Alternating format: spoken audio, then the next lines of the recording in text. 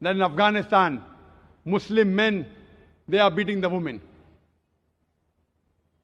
And once when I was traveling, I came across a Malaysian couple. Both of them were doctors. They said that they spent more than a month in Afghanistan. And they told me that what they saw on television, the Taliban's beating the women, they aren't Talibans. So I asked them, how do you know?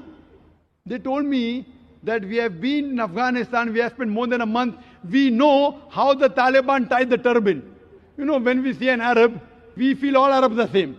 Emirati, Saudi, Kuwaiti. But they themselves know that a Saudi ties the khatra in a different way. An Emirati ties in a different style. If you go to a Kuwaiti, different style. So similarly, the Taliban, they have a particular style of tying the turban. So what she told and what he told the couple, that what they shot, even that they didn't do properly. That means they could shoot the parting of the sea in Hollywood. You know, 10 Commandments.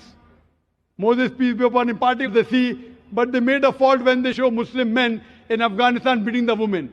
So therefore the Quran says in Surah Hujurat, chapter number 49, verse number 6, whenever you get information, you check it up before you pass it on to the third person. What we realize, this is